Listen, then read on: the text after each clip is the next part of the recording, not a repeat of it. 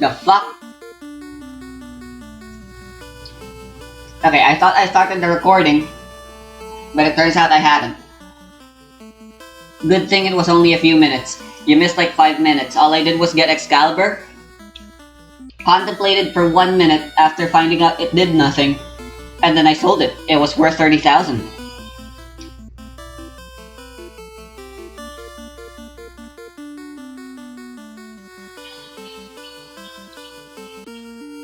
So, I'm restocked now. Hey, look at that! Level 7 slot.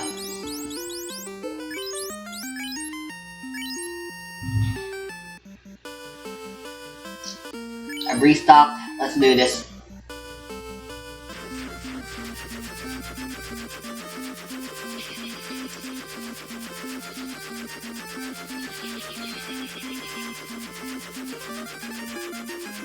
And yeah, I left the game on while dinner was happening. Red Ankylosaurus.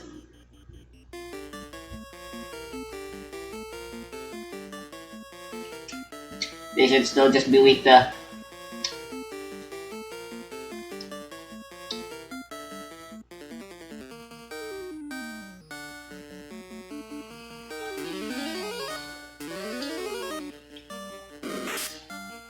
Youch.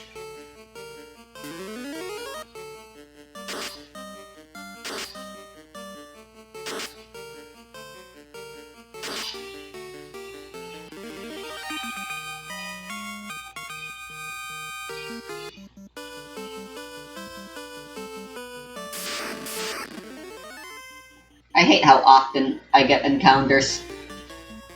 Literally just one step.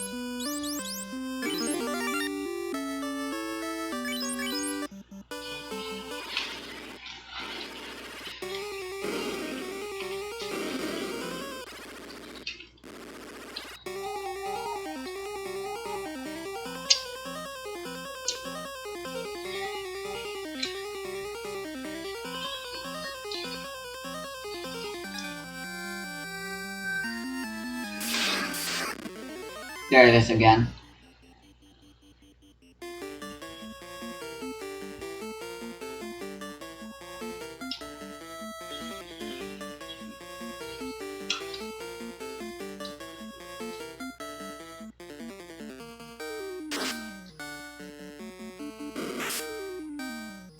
Yikes.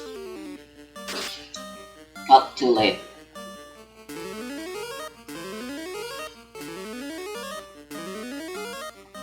Hell yeah.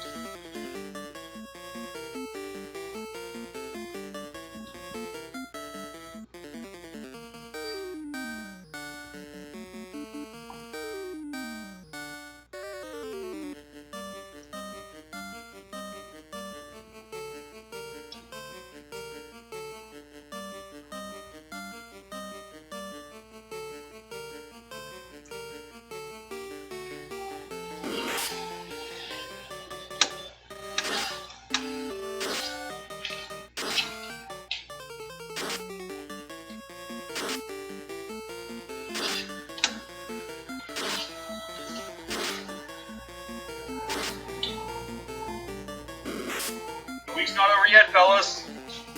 Nope. Hey, not the week's over because it started 2 weeks ago. You're wrong. That's not how it works. Oh, daily salad. Classic. That's what we've been doing so far. So this is called fruit salad. Ew, interesting. Okay, I like that. I And we like got that. particle effects. Yeah. They go juice mode. Mm-hmm. God, Hey, what they're not I Hey, think the there Thor is, hammer's because much then- more what effective. is- So, I gotta admit something. I What? feel like Well, you're also pretty oblivious to this kind of stuff, so you might help me feel less stupid. Oh yeah, I'm here for that. It's fun. That's a group. Do you know how to say watermelon in Japanese? Suika. So I'm stupid. Yeah. Wait, did you not? No. Oh yeah, no, I got flamed for because okay, do you remember the Suika game that was like a 3D bowl? Yes. There was in the UI there was a Suika it said 1 and Suika 2. Suika 2. And I just said the simple thing of, what the fuck does that mean though? Not meaning though, like, what does the word Suika mean? Yeah. Because So I'm what like, does that watermelon. R? I just mean like, what the fuck? Yeah, like, what the fuck does two Suika mean? Like, I was like, does that like?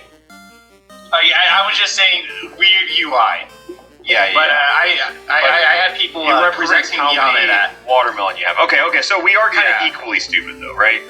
Yeah, well, like I knew what it meant before that, but Oh, like no, I did not. I I'm really became trying to like go up here. more certain. Yeah, sorry, man. Jacob, no, we're equally stupid. No, it's okay. It's okay. I can hold it on this one. I just combos. Huh? Oh, new Achievos. I'll take some stupidity with you. Yeah, I just thought. I mean, people just called it the watermelon game, and I was just like, What does the peach give you? Fuck me eyes. it does have fuck me eyes. I just kind of thought like, strange that it's so interchangeable of people calling it watermelon game and Suika game. And eventually, you would think that I would think about that I keep thought forgetting about a the Blue bit Dragon. more. No, I wouldn't personally. But no, I didn't. Yeah, I would not expect you to think that much more into that thought either, Jacob. Thank you. Just because I'm like, it's like at a certain point, it's just like you would accept the word for, just for anything. Like It's just the name no of word, the no word game. doesn't matter. Yeah, it's like Okay, it's so a it wasn't coincidence. even like I had to look it up. I was just thinking about like what's a title, because I finally posted a Suika video on Maine, and I was like, oh, do I title this Suika game or do I title it Watermelon Game? And then in You that kidding me? split moment, I was like, oh my god, does Suika mean watermelon? And I just typed it into Google Translate and instantly go, holy fucking shit. It was like, I recognized it before I even typed it in, and I was like, please just show me anything else. any other word. Yeah, just please, and sadly, no. I'm not. Oh well, That's- you win some, you lose some. You live and you learn, Jacob. You live and you learn. That's all you can really do at the end of the day. That's all you can do. And that's funny as fuck, though. I just like how I realized it before I even had the confirmation. I mean, Jacob, you could have lived your life, and no one could have known that. But you're brave enough. I'm brave enough I'll to let everyone openly know. say it. Yeah, it's like that SpongeBob episode. Like you're dumb and you're proud. All right. I just need one person in the comments to just tell me they also didn't know that, because I know a lot of the comments are gonna not say that. Unfortunately, I studied Oh yeah, Japanese. no. There's a lot of people that are experts in Japanese. In the I would, comment of course, section, know I'm sure. Also, something as basic as. side tangent. I mean, I spent my She's literally Thanksgiving told when they had a after. new episode of Jujutsu Kaisen come out. Oh shit, they and did. yeah, it's a Oh, play on yeah. words. That's all I Suika gotta can say. also mean to become bigger, Damn. and that's I'm a exactly what the manga Suika current, game's but all damn. about. I'm trying to think That's where why I am. Suika Ibuki is named I don't Suika think I've Ibuki watched in a couple of Toho. weeks actually. I'm just kind of behind The on only with the like, power all to- my Oh, I shit. didn't know you're manga current or anime current. Expand. Yeah, no, I've been caught up on JJK for since like March, I think, to April. Yeah, I So that's somewhere personally, that- I just somewhere think that time frame. JJK is like one of my favorite series. Honestly, at this point ever, I'm a huge JJK fan. That's good. It's really fucking good. It's really good. I haven't liked popular shonen in a long time. Besides, like, obviously One Piece, but like new popular like shonen. Yeah, Obviously, I say that, One like, also, it feels so weird saying like One Piece is my favorite because it's like comparing like a light novel to the fucking Odyssey. To me, I was gonna say it's like saying Jesus is my favorite character in the Bible. It's like, okay, sure, man. Like, you're just making like the obvious answer. Oh, Yeah, that's so I would basic. say it's a little different, but I guess I get your point. Yeah. And, like, I get what you mean by like comparing it to the Odyssey of like it's just big Yeah. story.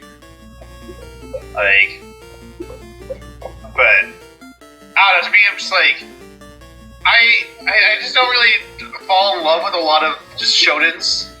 No, same. But JJK is just like actually I don't know. It's just good. Like, I just like the guys. there's a lot of great guys in there. I think Tazara would be more I will useful with say a white shirt. the girls of JJK fantastic just because there's always that one TikTok. Now we read my bloody With nose. Zoro in it. Yeah, it's just like JJK girl, JJK girl, JJK girl. It's just Wano Zoro. Colin, put it on Did you- screen. But mute the music because it's copyright. Yeah, we can't take that. But it's just Go on Twitter and type in the girls of JJK and it'll pop up. It's just it's a wholesome meme. I like it. wholesome. He just gets lost sometimes. That's all. Yeah, he's just a little stupid.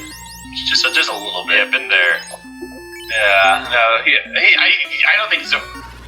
Okay, how about this, Jacob? I think Luffy Zoro wouldn't does know what Suika meant. What Suika means, if that's what you're gonna say.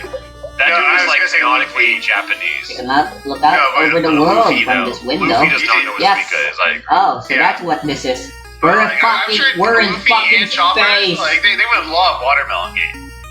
Oh my so, god, they would love Watermelon Game. Chopper would love Watermelon Game. That is a pissed off pineapple. Yeah, that pineapple's They bad, would- dude. They go from horny to angry. I could also be wrong though. I don't actually know how Am I right, Suika's fellas? name is Dude, no, written what? in I don't kanji. know. I don't know That's where what most that of meant. the I'm meaning sorry. comes from. It's like, dude, after I'm horny, I'm like, And the character's name should tell, or a lot of Japanese names, especially in fiction. I've never had an angry nut, I guess. Like, When Harley lured me to the bedroom and it all starts coming out. yeah. But, oh god, dude. Yeah, wait, are we in December now at this point? No, we're not. No. I forgot. Man, I guess damn. we wouldn't be playing Sweet Way to go, in Unag. December. Dude, you know what I'm not ever gonna do? Stop playing Suika. Yeah, because we have, as much as I hate to say it, Jacob, we have in fact like a list of 31 games we want to play next month. Yeah. Well, I mean, it's like a maybe, right. right? Maybe we just finish the year out. Interesting. We can make some cuts. I It'd don't be know how that really is. funny if we finished the year out and did do like Mario Maker, Smash Ultimate, stuff like that. Okay, we have to do Smash Ultimate though because It's all- Honestly, it's kind of useless. Yeah. We recorded that video back in January. Yeah, no, we recorded Oh, Smash Ultimate in January. So smart of us to get that done early because like I think it was like an hour-long recording session. I think I'll just sell it. And just like in January, that's never where we had that. Claw. Like, Are you at this kidding point, me? An hour-long Smash Ultimate recording session probably would have happened. Yeah, but it was like at least a gimmick, so it was like it was easy to like write it out. I think Yeah, Pokemon Suika was also pretty lengthy too. Oh my god, okay, wait, I actually have some shit to talk. Not on a person, but you know how Squid Game, right? Squid Game, massive series, took the world by storm. And then the super tone-deaf announcement of being like, hey, we're gonna make Squid Game in real life. Dude, it's Yeah. out. The Squid Game, the challenge is out. Was it really? Yes, and I do not say this lightly. It is the worst fucking piece of media I have ever watched. Oh. It, Okay, Joe, it you're is selling me. it is awful. It is shockingly bad. Do they? Is there any type of self-awareness in it whatsoever about like what they're No, doing? 100% no. But that's not even the worst part. Is that they try to make you care about characters you just don't fucking know, and there's no overarching storyline. You know, they just go from one game to the next. But the thing is that It's just a fucking reality TV show, but all the human beings in the show sound and look awful. And the craziest part of all of it is that it's just it's an hour-long episode. 30 minutes of it is dedicated to the game, and then which is also a very long time. Not sure how 30 minutes is dedicated to the game, and then they go for like the reality TV aspect and just like show you 30 minutes of everyone interacting in like their bunks or something like that. And it is just fucking boring. Like, its biggest crime is that nothing happens in the show constantly. Oh, so there's not even like a character drama actually, it's just the characters are just normal people? Yeah. Yeah. Yo! Oh, that's pretty huge. I got what I literally wanted. That right I was there, hoping, thumbnail right there. I hope I get meteor shower, yeah, and then here we the go, always boom. perfect for the thumbnail because it's not too big.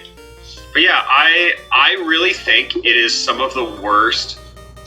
Perhaps, like, I mean this wholeheartedly. It might be the worst like piece of content I've ever consumed in my life. Like, it is very boring, and I don't think I say that lightly. As someone who loves consuming bad media, it's So also just wisdom is supposed to not be so much useless fun anymore, to right? watch. You know, it's not even like that kind of funny. That's unfortunate. Yeah, I know you got a little excited thinking it was going to be fun to watch, but it's sadly just not. I mean, it sounds like it's just a boring game show at this point then. Yeah. A boring and tone-deaf game I guess show. intelligence. Exactly. Which, the tone-deaf part, I'm like, that's funny. Yeah, I agree with you. You really think the show would be funnier. Maybe it just affects magic Like- defense. Because I don't get how you make Squid Game TV show, and you fuck it up. It also Like, has that's- the biggest prize of any game show in history. Wait, what was the prize? $4.6 million. Oh! Oh! And I see that and just think, oh, they are not getting that fucking money back. No. 0%. 0%. Was it put on by Netflix? Yeah. Bruh. Okay, so that explains the fucking money for it, I guess. Yeah, it does, but it's also like, holy shit, man. Dude. I encourage you to at least like try to watch an episode. And I was watching with Jaden, and Jaden was like wanting to tap out by episode 1, and I was like, no, I'm committed. I love watching this kind of shit. Then I think it was like the middle of episode 2 where I was just like, dude, I have to tap out. I have to. I could not do it. I probably I think I can't should do just it convert that level well 1 to level either, 8 I'll be honest, but like, right away. I'll give it a shot. It's like, I love shitty reality TV. Like, I remember, I watched a shit ton of like Hell's Kitchen back in the day, like back in college. Like, that was like my show. Like, I still watch Hell's Kitchen clips anytime they come up on my timeline. Just, I fucking love that show. But like, Survivor's good. Like, oh, Kiss? Yeah. Oh, it's a wholesome little watermelon. Honestly, good run. Good run, I think. Yeah. Because It's crazy what happens whenever the fruit move. Also, yeah, these fruits move a lot, but if you look at everything... oh, actually, no, I thought the lemon was extra. No, they have... No, this is quite literally just a Suika game ripoff. Yeah.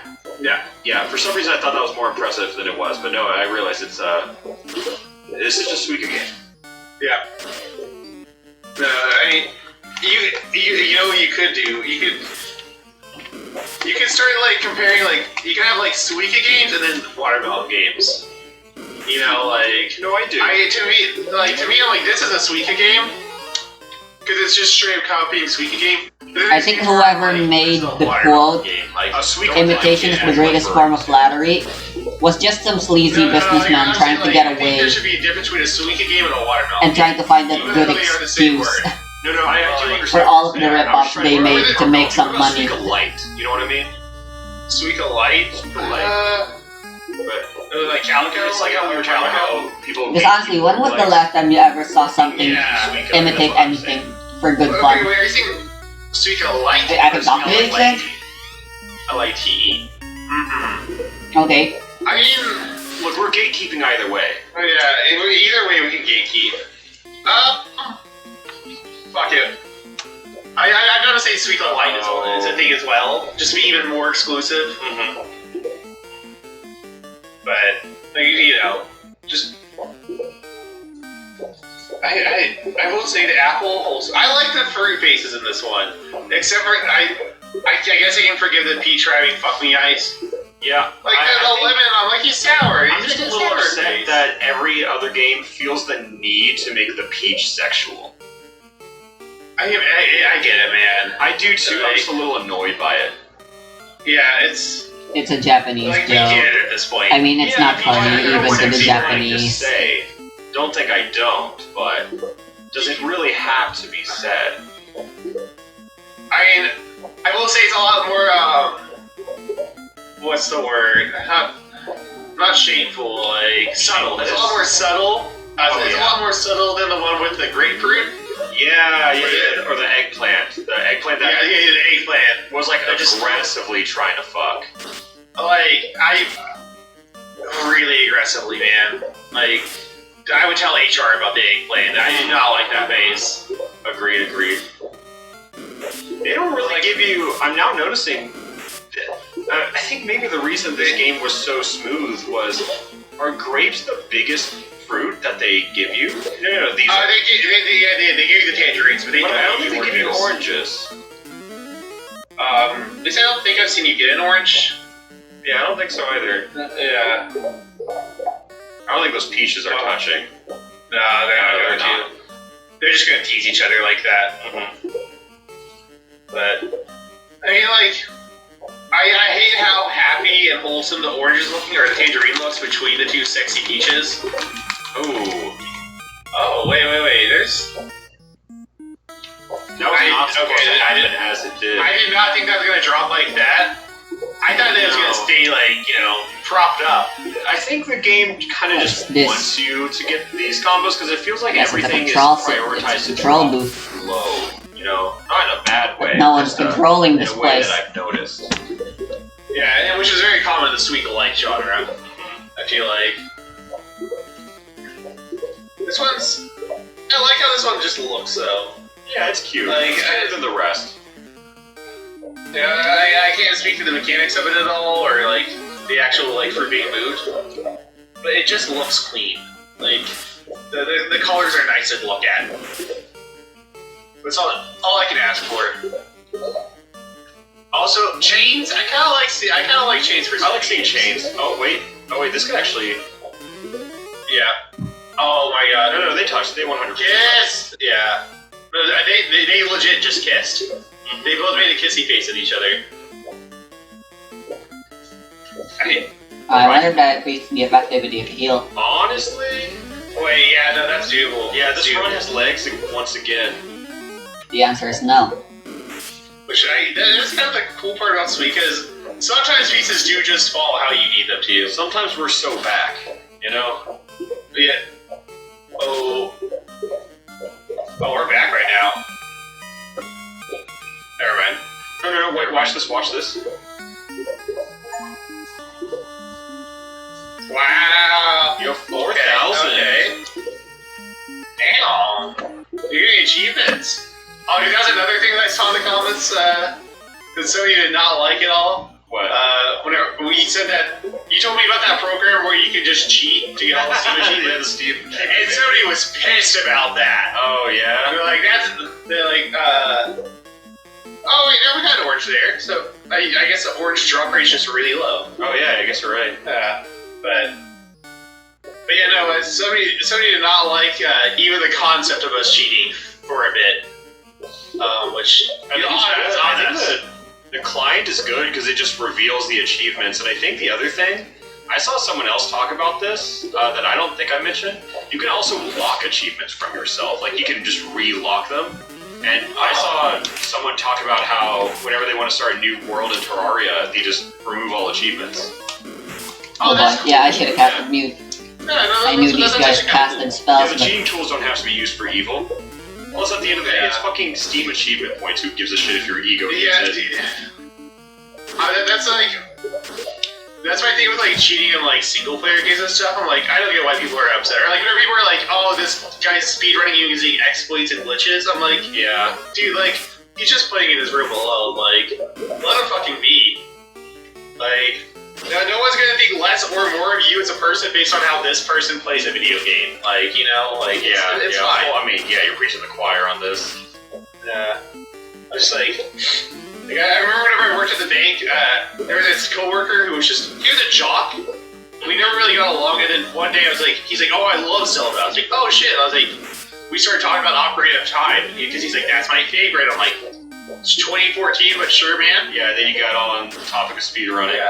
Yeah, so we got on the topic of speedrunning, and he just goes, like, on a rant about how, like, oh, they're just cheaters. Like, I don't like watching speedruns because of that stuff. I'm like, first off, there's other categories of the game. Oh, that's fine. Like, people do runs without glitches, but also glitches are badass. Like, honestly, yeah, what the heck? Like, it's not like glitching's like cheating. You're playing a cheat code and now you're doing weird shit. Doing glitches and like, I don't know, Ocarina of Time is like Wait, Mayara has more HP than Alma? I think, as you kind of said, like, speedrunners respect the game without glitches as well. Like, they do have glitchless categories. Yeah. I think a lot of people who first get into speedrunning first are against the concept of glitches. They think it's because you think it's cheating. Makes the game too easy. Also, this one's ceiling very generous. And this like gatekeeping, because only the best of the best can do the stupid bullshit glitches and stuff. Yeah, I'm gonna play around that. But over time you warm up to it as you watch more speedruns, and you realize just how cool glitches actually can be. Because I was pretty much the same. I first wasn't very in with the idea of glitches. Like, I get how they're not touching, and I get they're not even close, but I'm like, dude, that one is no time. That one is out. That one is out. That one is 100% out. They're like, Brett, come do your job, put me out. Like, do I have to like legitimately overflow, or like, what do they need? I don't know. I don't know what they want from you. Wow. Jacob, I'll be honest, I can't believe you got past 4,700 at this point. Yeah, that's... But you got to the top at 4,500 points, I was like, okay, like, this is a pretty good run. Like, we didn't go out with that. What? Whoa, okay. We didn't say classic, though. Yeah, it's pretty good. Game. Pretty good. Let's take a little gander here. There's another game with a lot of achievements. Bro, get a 20 times chain combo? That's crazy. I need just cheat to get those, honestly. Money. Yeah. A katana. Or you just set up just the most insane combo. Now that just real is edgy as it is weeby. It's It's just the sword. It's just 30,000 like the Excalibur. No, we were close. Why is the katana and the Excalibur the exact same cost? Up there. That's so based of Japan. It's just Suika, but this is like Suika if you want to feel A wizard vampire. You mean a vampire already isn't a wizard? It's like Suika for people that aren't good at Suika. Exactly. Highly recommend enjoy fruit salad. Bye bye.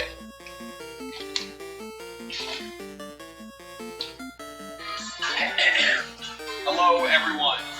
I am here to announce that I am not the imposter. I'm going to be innocent all day. I'm going to be a good boy on the Among Us servers day, or die trying. Hello, welcome to Among Us Monday. Monkey Mondays, we're back. Monkey Mondays on Tuesdays.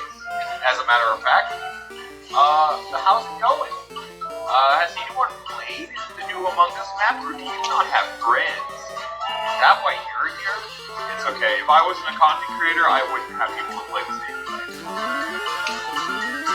No, it's okay. I understand. You know what? We're your friends. We're all the people in this call will be your friends. Parasocial, of course. So, hi. It's been a minute, and it's always been a minute. I think I want to get back into it soon, but not. We'll get there slowly but surely. God, my hair is fucking long. I say that every stream, but this is like when I get to really look at myself and see myself, but the it's getting long. I just wanted to grow it out, so I got my Halloween costume in the mail today. I am gonna be Hal from House of Castle, and I wanted to grow my hair out for it, and I got it. I'm also gonna do a Sanji, at it, so I don't wear the same costume for Halloween party. But I am going to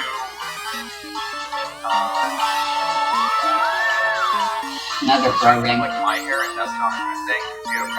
That's why it's fine. I think my hair looks fine. Just sit kind of. I'm fishing. Don't you see? Don't you see? But I am.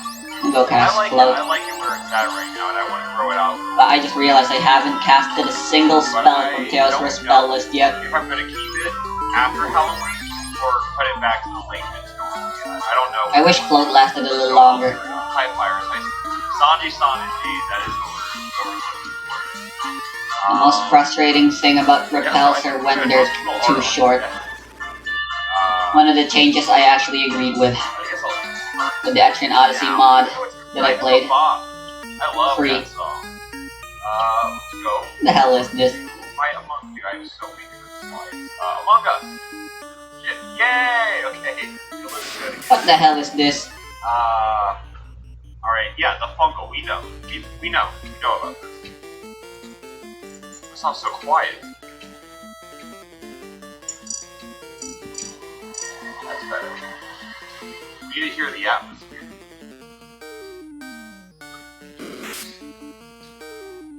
Alright, yeah, we're not doing modded today because like I'm gonna undeafen this call and it's gonna. Oh, okay, shit. Hold on, give me a sec. I gotta change the press. Hi everyone. Hi Jacob. Hey. Hello. Hi friends, how are you doing? Hey, Jacob. Among Us. It's Among Us. I'm doing awesome. You guys ready to Funko? Yeah. Yeah, who's fucking ready? I'm with the funnest Funko. I'm so excited for this 1 of 10. Yeah, YouTube video! Yeah! You and me both, buddy. I've been I think it's it's- 1 out of 10 for a while. It's so fitting that Iwi became the Among Us YouTuber. That's so I have an imposter mouth in my It stomach. loops. I was made for this. It just sucks that you didn't become a content creator when you were really grinding Among Us. Yeah, when It people loops. kind of Okay, I'm not dealing with this. Let me go look up a map. You know what I mean? Yeah, she would have been. You know what's Round or YouTuber. I don't want to talk about it. Stop. I know. But hey, we can make a yippee. On YouTube? On YouTube and not Twitch. You really know how you get missing out? Yes. How much money you get? No, yeah, Remember that the next time you walk by the slot machine. You know how much money you could make on slot machine at any given time? Say less. All this weekend. I don't care. Not for me. Chester. Being rich isn't for everyone. Shut up. Especially you. Yeah, just say it scares you. Alright, I can enjoy it. Yeah. I've never seen the match before. And the guys are gonna go in. Yeah, I almost said it out loud. That would have been great. This guy actually Wait, I gotta make sure I'm in stream mode. Oh yeah. because I'm ready. I'll find out in a second when I put in the code and we'll see if it shows it. I'm gonna use the restroom. Hello everyone. Minecraft Survival Guide. Welcome back to the Minecraft Survival Why is- Guide. Why is YouTube In today's episode, so good at recommending me when a new episode of this comes out? Literally uploaded just minutes ago. Get up and running. By the way, I'm not subscribed and I don't even have the notification bell on Pixel Rifts. Decorating this streams, maybe. YouTube just really loves giving me. On return to this farm quite frequently, get experience, so we have a different set of experience on sale. As with a lot of these different mechanisms, especially hostile hosts, the first thing they do is do is set up the area where the monster has died. You're going to open up a 2x2 area in the floor here, to be more or less centered on, in fact, more centered on the overall structure of the monument. If we take a look from the sky here, you can kind of see that that is going to be the center of the monument because the pillars around the outside are actually 7 on each side. You can see the front entrance, and putting it in the central 2x2 wall of the pillar in the center of the scroll, 7 around each side. And Alright, it's level 4. Alright, so 2 up, 2 rights. Fuck.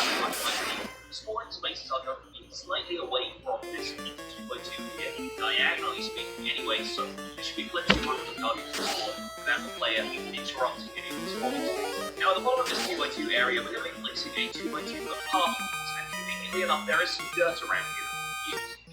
I'm using a float. 2x2 right here, we're going to turn all of those into half blocks. The cool thing about half blocks is that you can 1, heads 2. There is a 1 pixel gap in the texture where you can see through since these blocks are slightly less than 1 full. And that is going to allow us to There. strike at the Guardians that drop Now on to Tiamat. whilst preventing them from lasering us. Then encounter the Warmech. I kind of want to encounter the Warmech. I'm just kind of I kind of feel confident my team can actually take them on. I could be severely wrong. I'll save it as a bonus challenge to do later before fully ending off this series for real, maybe. Entirely allowing a player to swipe at the sword. So retract all the problems. In fact, it's probably better if we play this hole that way on this block to be able to activate it. And that will basically give us different options. Spark one in which the platform is flooded and the player kills it, and another where we retract the water and they hold on to a dry block and full damage. Hiya! But as far as having an area to use to stack and split the Guardians goes, we are pretty much all set up here. We need to add a couple other bits and pieces. We need a way to get down here safely and have pull down the shaft of the Guardians. So what we've got to do, I'm actually going to dig out some I'm fighting 3 airs.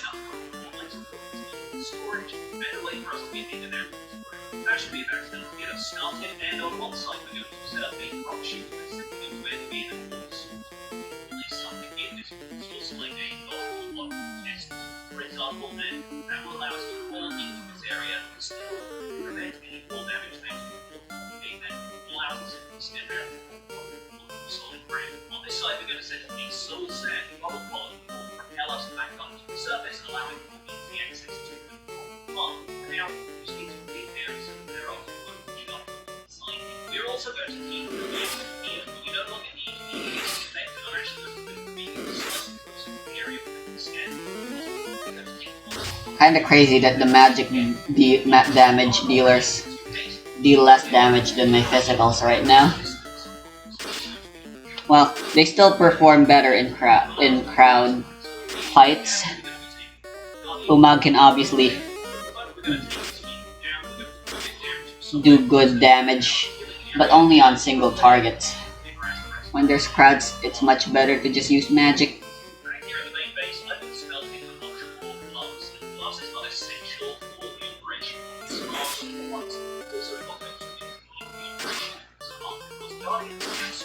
Also, stop targeting Teosra. There, it's just a long ass frickin' hallway.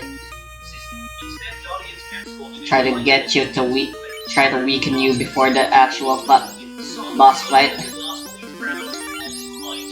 Let's heal up.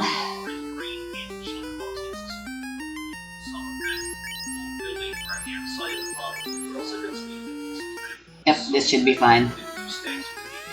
Lightning erupts from the Fiend's ball, so you have come this far. I, Tiamat, the Fiend of the Wind, will now put an end to your adventure!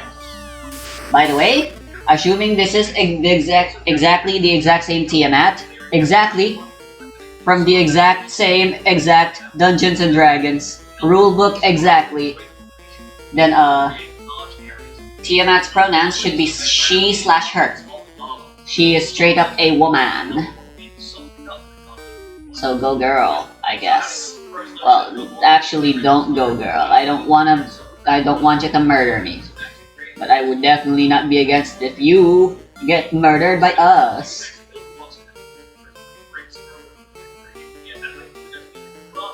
Should I start with mute?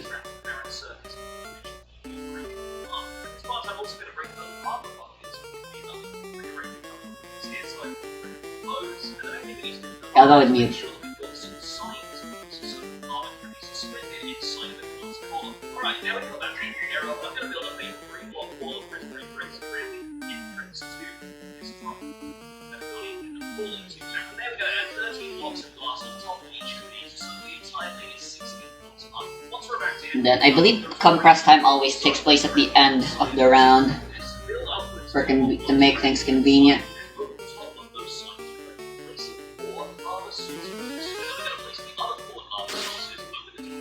Aha! Whoa!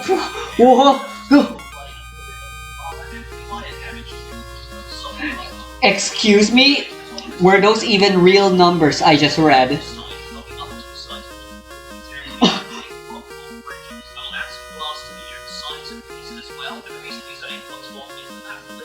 Mayara, I know you wanna prove yourself and make this game your redemption arc, but jeez Louise!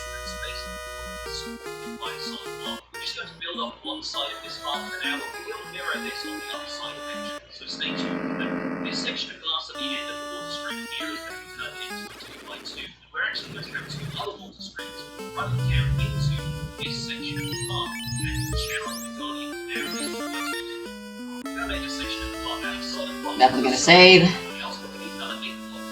Alright, now what?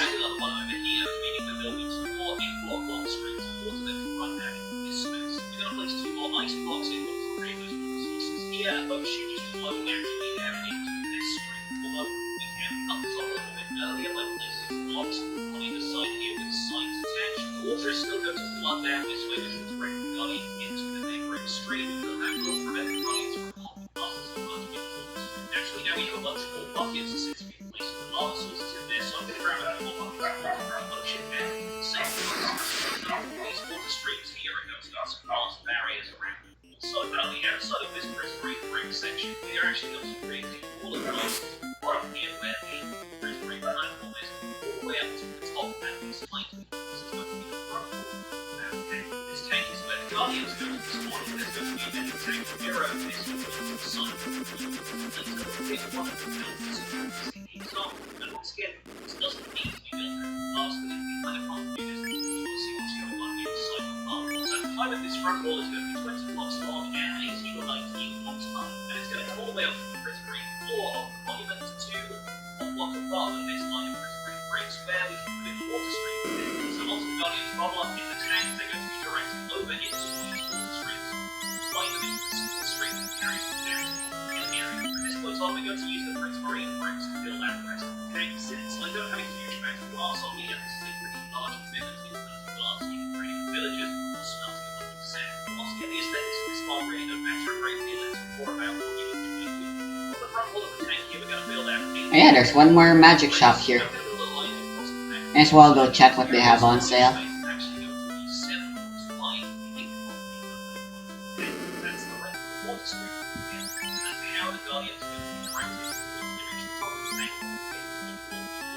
By the way, in your own Java edition, here's a really great tip for building large areas.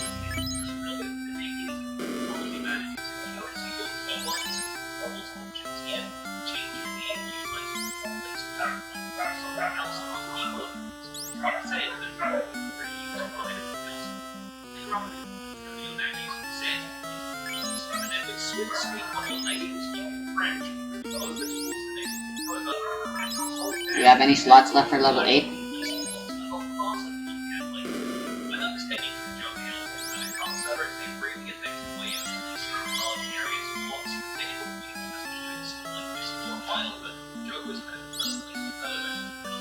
I guess let's get stop and zap.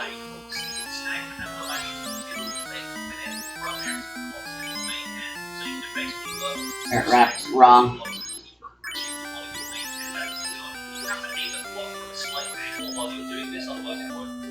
Right, I don't know how we're clued into this, but it is time for the final dungeon.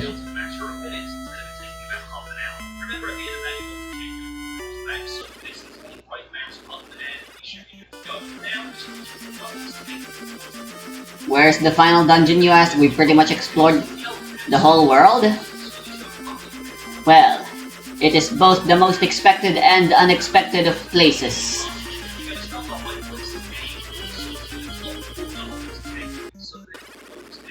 We're stopping by in Corneria for multiple reasons. First being, it has the cheapest inn. We're taking out as much money as we can before we leave this place.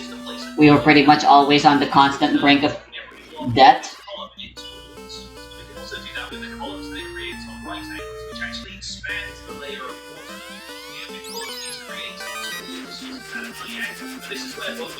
Back in Armor Road, it'd be nice that this team can bring back something to Uriai when they coalesce again, and wherever next location will go.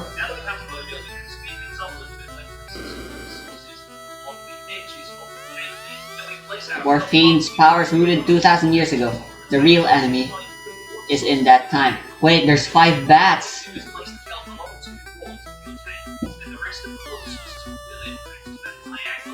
When the 4 orbs cover the black orb, in the center of the palace the time gate can open.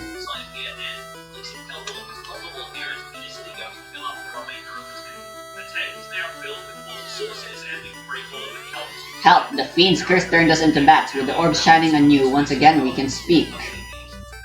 And I can understand what you guys are saying, because I got this lab. I wish learning a new language was that easy. We are the 5 Lost Sky Warriors. 400 years ago, we battled against the cause of the world's destruction. We've traveled back in time 2,000 years. Now with the orbs shining, stand in the time gate. Pathetic.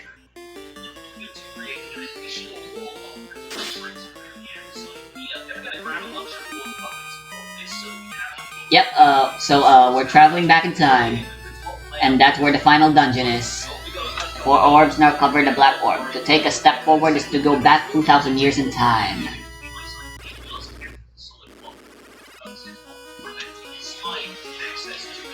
Final dungeon!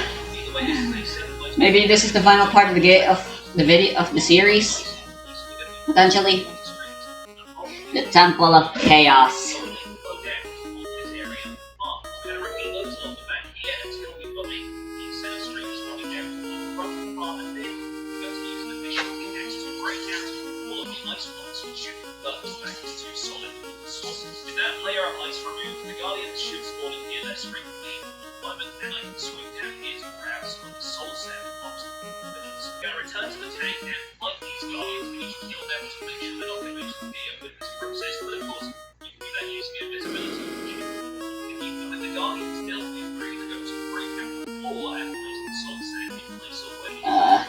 Guess I'll go explore a bit of this place.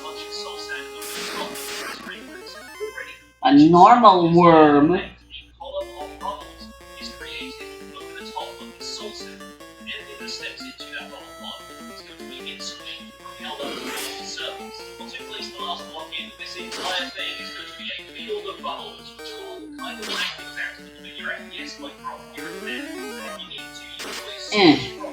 I don't know why I've been bothered.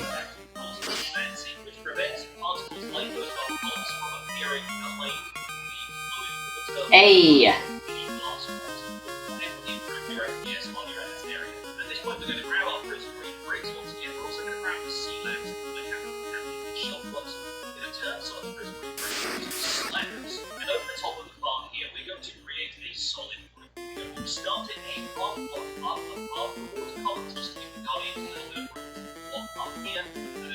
I've never tried using Gate on Teosra.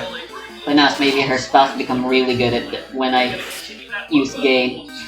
And that's secretly how you make her attacks, her spell the strongest. And that's why it's a first level spell.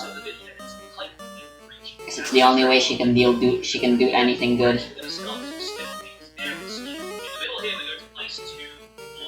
Well, since it's a 2-turn thing like jump, it's practically useless in my opinion if that's the case.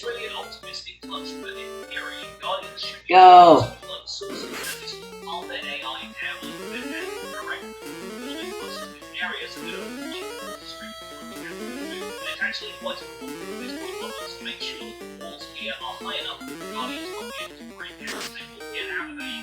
That still sucked. Well, it is just the first level spell, I don't know. Because these slabs will come down to the floor, and as they flow underneath this last section here, we're going to have this one block line with a square of sea lands in the center. And we can adjust this when necessary, but Guardians will actually hop around a little bit once we start to leave water, so hopefully this will be a hop on over so Guardians Frost dragons. Might they perchance be weak to fire?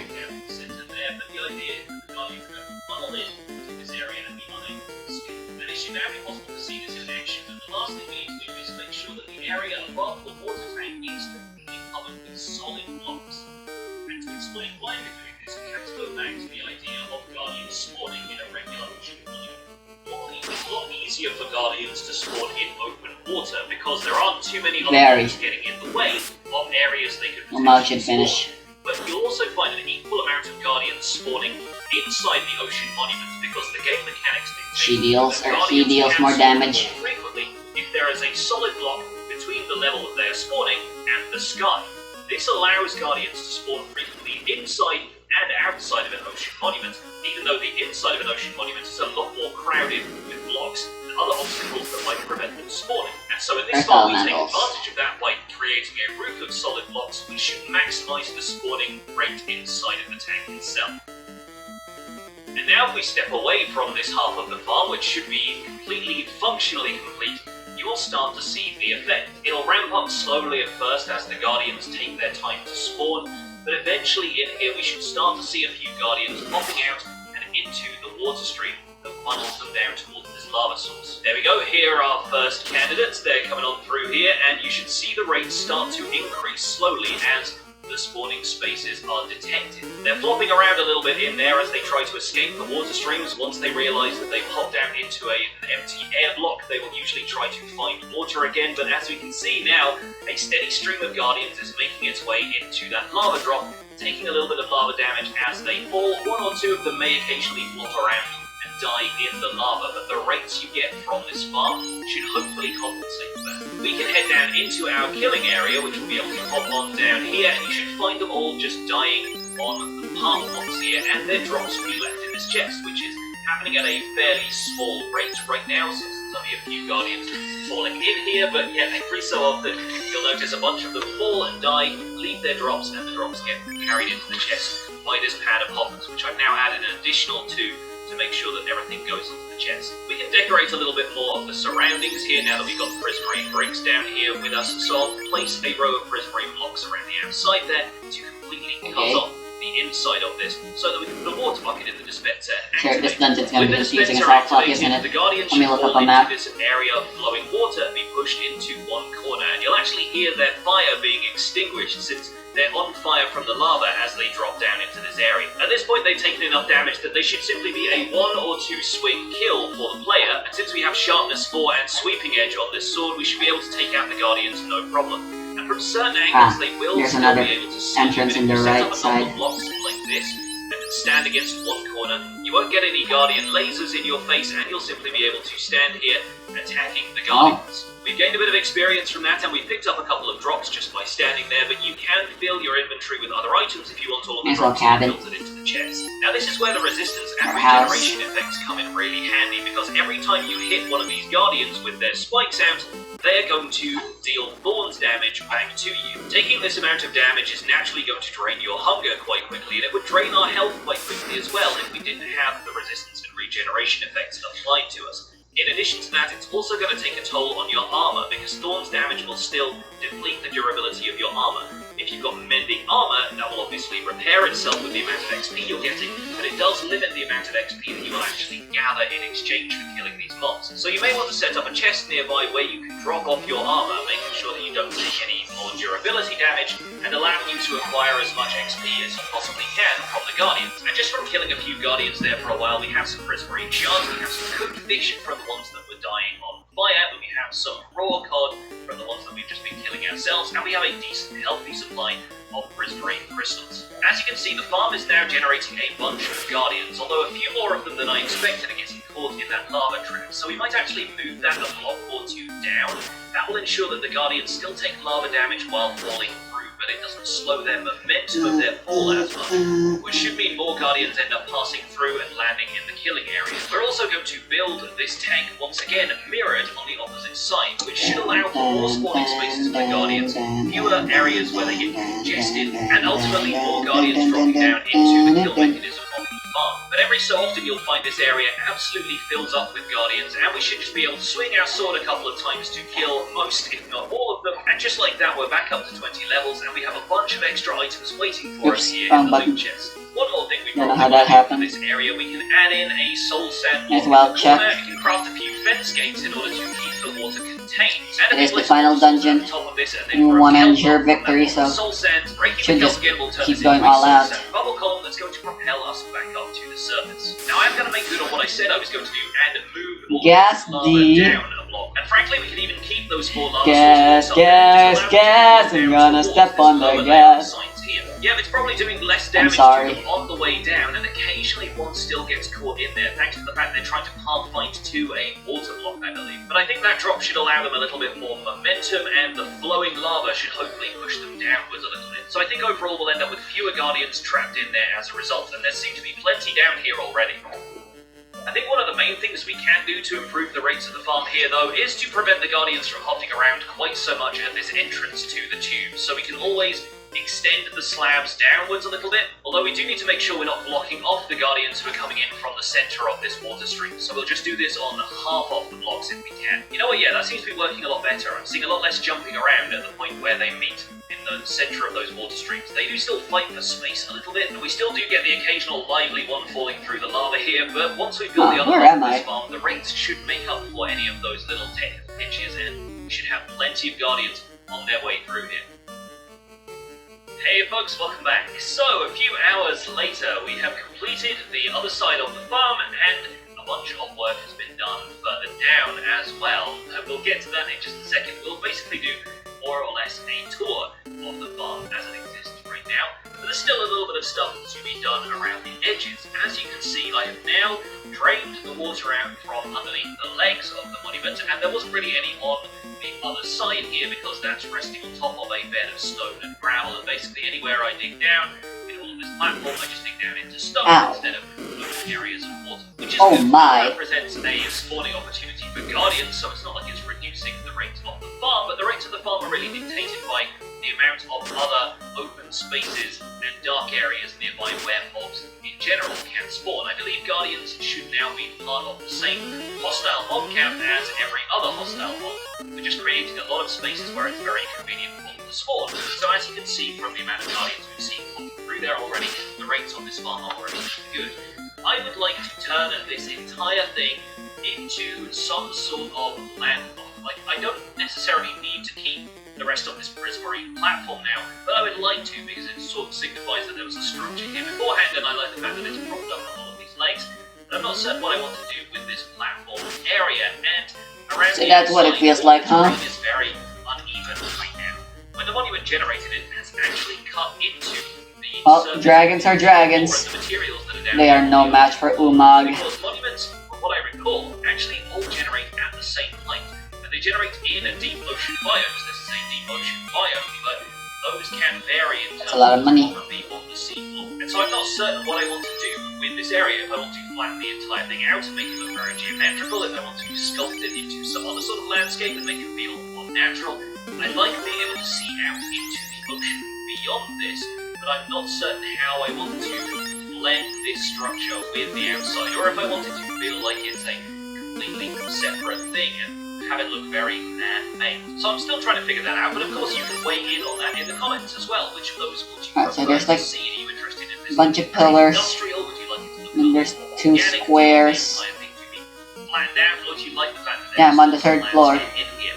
Either way, it's going to change at some point. I'm just curious about what you folks would like to see it change into. Now, the beacon base we have set up over here is going to look a little bit strange to some of you because it's actually set up to receive 2 beacons.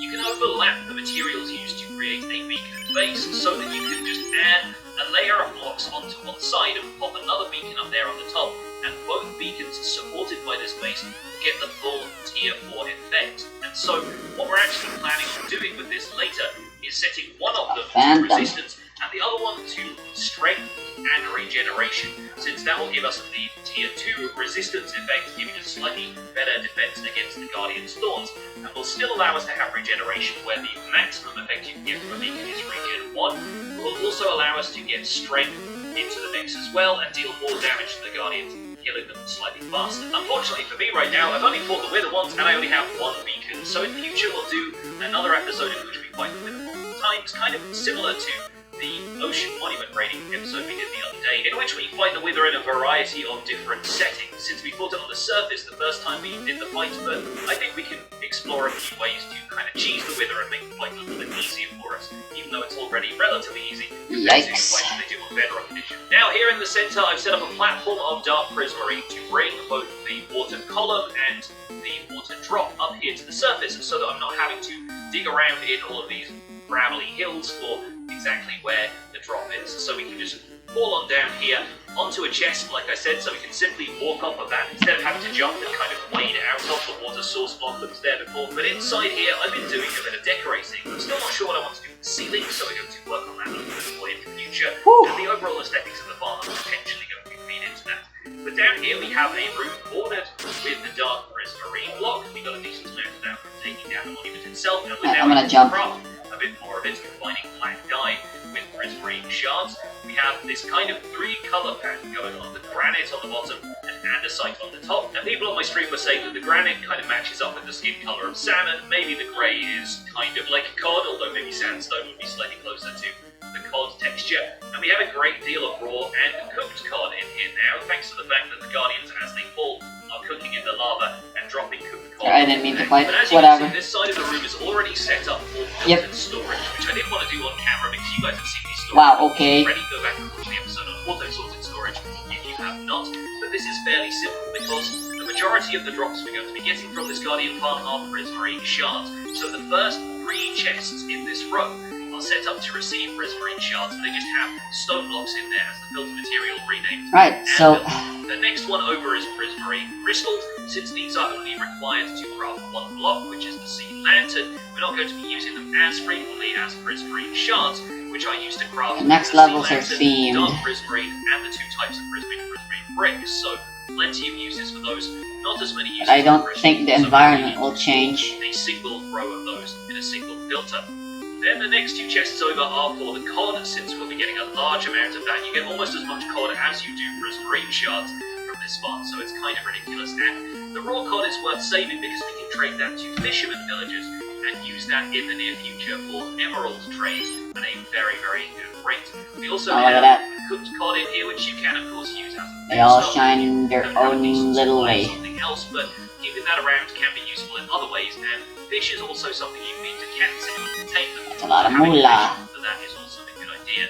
Last but not least, we have an overflow chest, because very occasionally, similar to the chances of getting one of these fish from regular fishing with a fishing rod, you will also get salmon and puffer fish. There's from one big on the floor. You sent something evil. That's kind of a fun additional Right, thing. apparently If you we want used to the loot here. Just have that channel into a dropper or something that's going to automatically spit it out into fire or cactus or something that will destroy the extra items.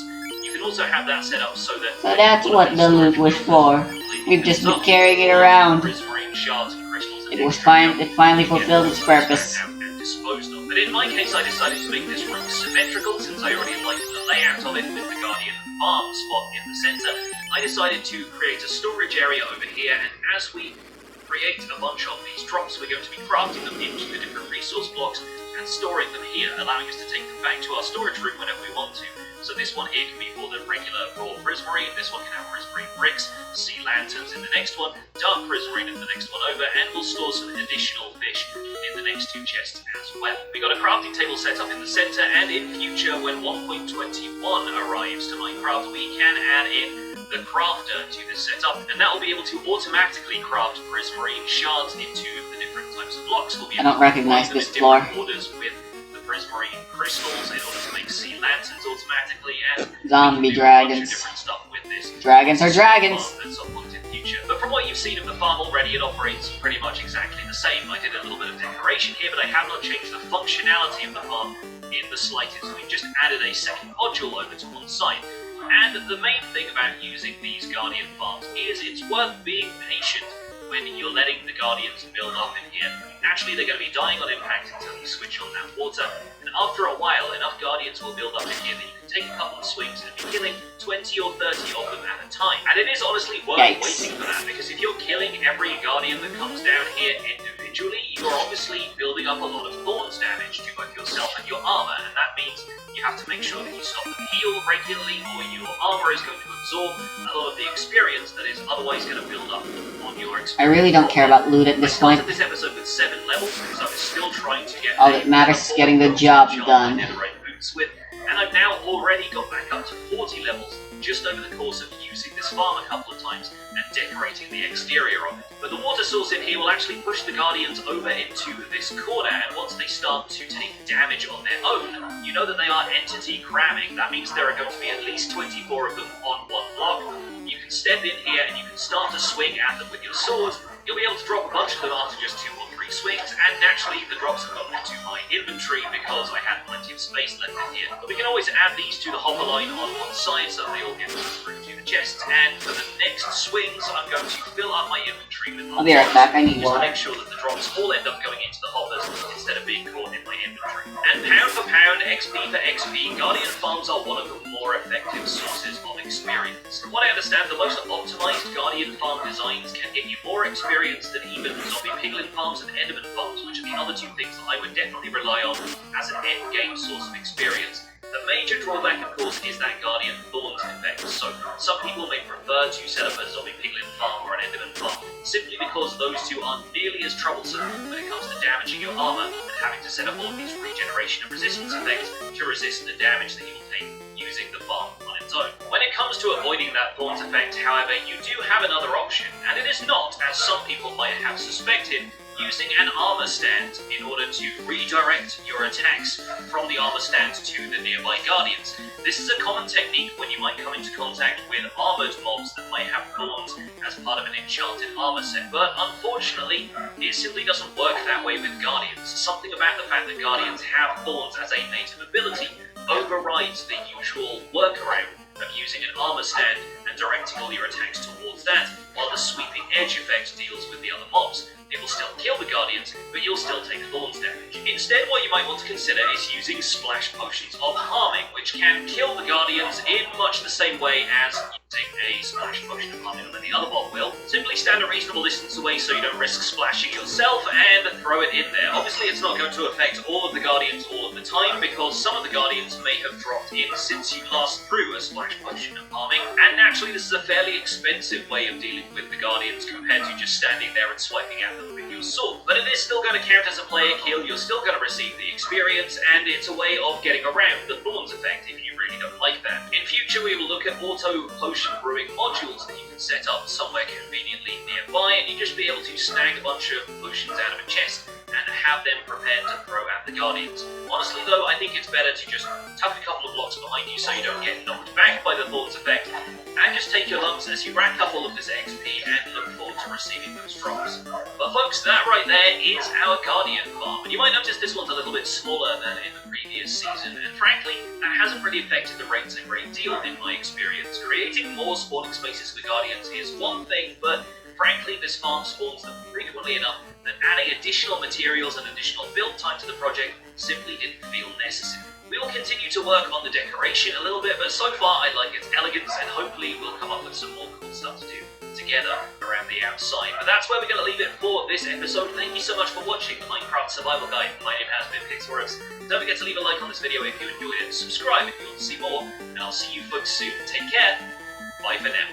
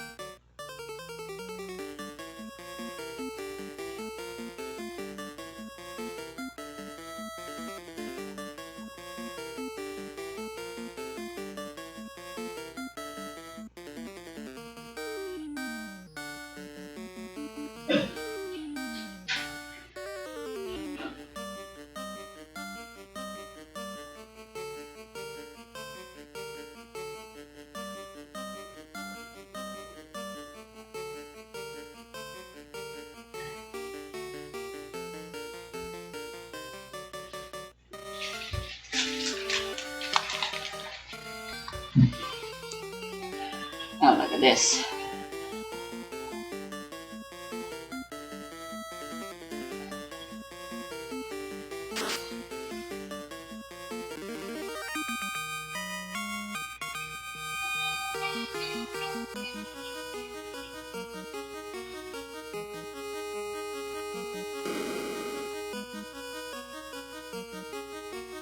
Oh, I think I recognize this. This is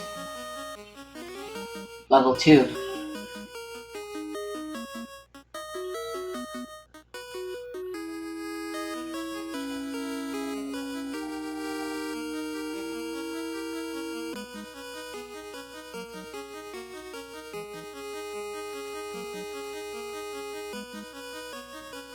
Yeah, so the ladders are where it came from.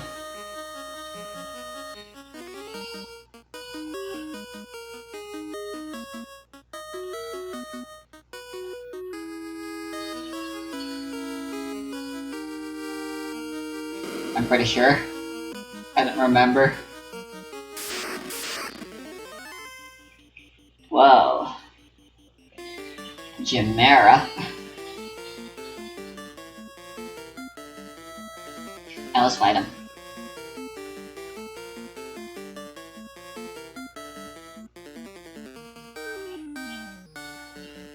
Fire 2 should work wonders.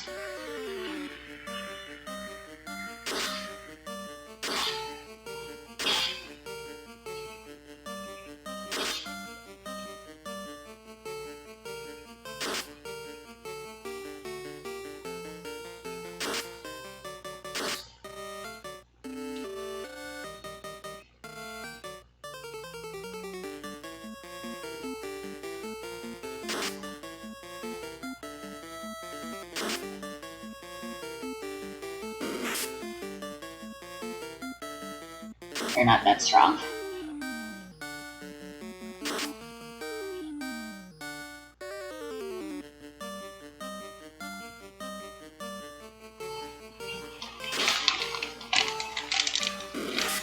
Breath of the Wild blindfolded.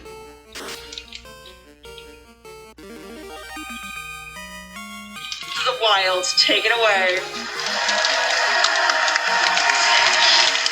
Yo, hello, GDQ! Thank you so much for making this run happen.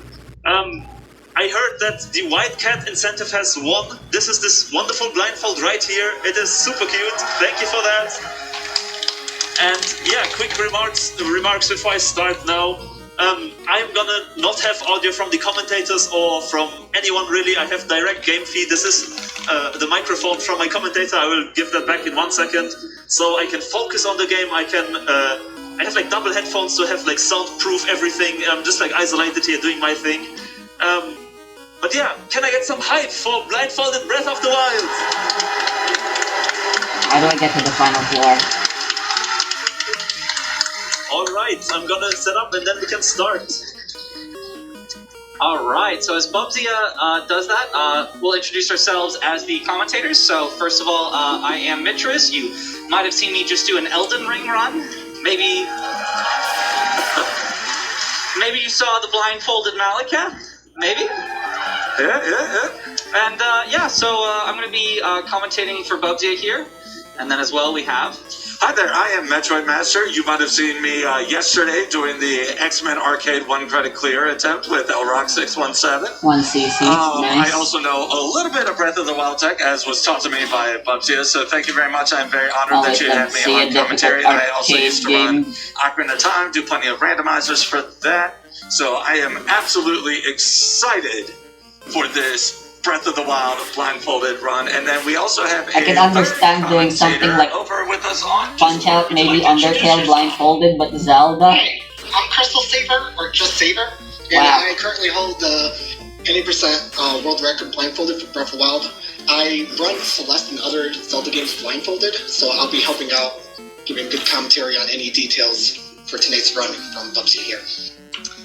Yeah, Saber's definitely the one who actually knows what's going on, so we'll throw it over to him as needed. So, here, I think Bubsy is just about ready to go. Bubsy, you're about ready? Alright. Alright, let's get this started then. Let's get rolling. Twitch chat crowd, are you ready for Blindfolded Breath of the Wild? Bubsy, you're ready on the countdown. 10, 9, 8, 7, 6, 5, 4, 3, 2, 1. Let's rock! Heaven or hell, duel, let's rock! Alright, so starting out here, there is some couple of, cutscene stuff going on, but just to talk about what in general is going to be happening in this run, it's a lot of normalized movements. So what that means is movements where if we do them, we're going to get to the exact same position every single time. You'll see one of the biggest ones for that is like side hops. If you jump in a specific direction, you're going to go exactly the same amount every single time. So first thing that he's going to need to do is grab the Sheikah Slate, and that's going to be maybe there's something some new in the side center? hops to get the correct positioning, and then just moving forward into it, and we'll have more normalized movement from there. So, Saber, any particular tech that's going on at the very start of the run here that's interesting? At the very start of the run, other than the bunny hops you just mentioned, Bubsy is also going to be doing a minor glitch called whistle sprinting, where you can sprint in the game, but that depletes your stamina bar. And if your stamina bar goes all the way to the bottom, you can't run anymore for a certain amount of time. You can actually make it so you can run at 80% of your speed, but also regain your stamina by holding the down button and spamming B on the controller.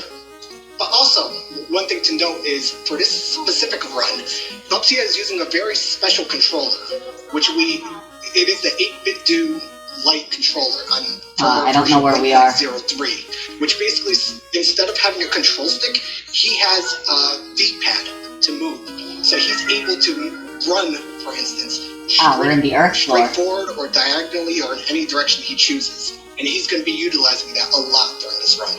Yeah, very powerful to go in exact directions, exactly where you want. So you saw there, he hopped to the right, and he knew he was exactly in the middle here, and able to go forward. Another big thing that Bubsy is doing is beat counting. So he's actually counting Link's steps. You can hear them if you listen really closely. With the crowd here, we might not be able to hear them with the crowd getting so hyped, but But Bubsy has got really good ear muffs on where he can't hear anything but the game, and he is doing a great job of counting those steps as he goes along. Here, luckily, a lot of these cutscenes will put him in an exact position, exactly where he knows where he is. In this case, Link walks directly to the middle, and he can just basically press forward to get out here, out into the sunlight.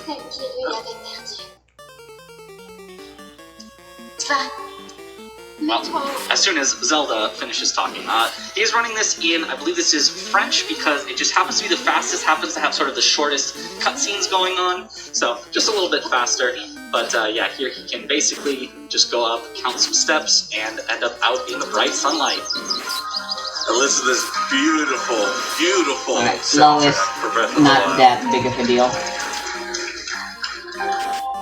And it didn't work anyway. Alright. Yeah.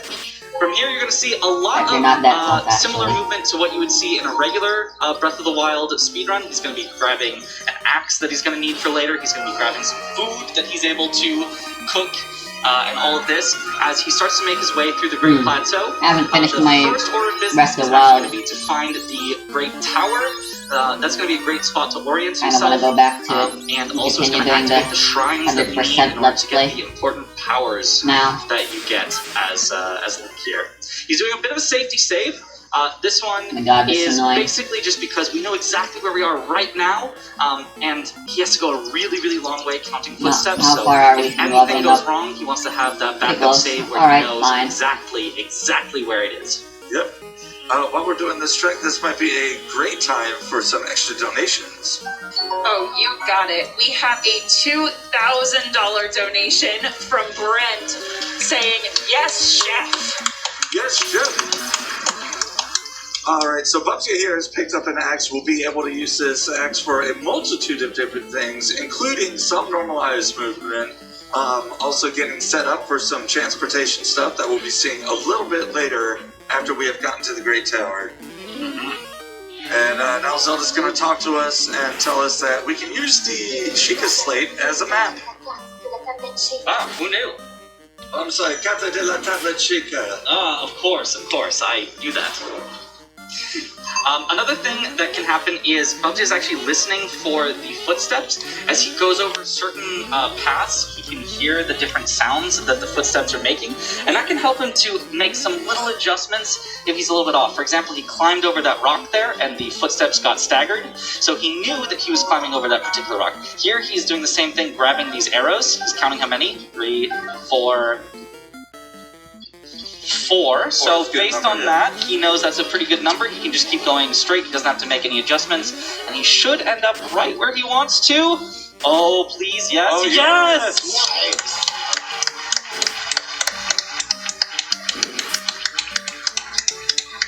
I just wondering what he's doing, so we're going to put our little Sheikah Slate in. Yeah, that was a pretty scary part. That was one that Bubsy was telling me he was worried it could absolutely go wrong because it is just such a long time without getting to reorient yourself without a cutscene or something like that. So really glad that that went perfectly first try. Here he's going to get down from the tower, and the way to do that is if you start to throw a weapon and then switch away from it, it actually will reset your fall height for some reason. It's an interesting little glitch, but it allows us to get down from the tower without having to climb down the slow way. And this is a speed run after all. Not just blindfolded, but fast. Alright. And even if Bubsy does mess up the trick, the game auto-saves right after you watch all these cutscenes, so he's in no danger at the moment of restarting it or redoing it. He's just done. Yes, very nice that the game does auto-saves, and you can do a manual save as well. So he can basically just at all times have this little bit of safety for it.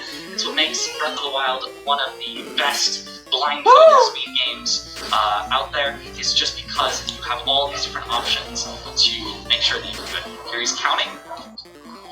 Whew. It lands perfectly. To get you soft inside battle? Conversation with this random old man. I think he outbeards me just a little bit here. Yeah, but he sure does talk for a really long time. Like, come on, who died and made him king? Right?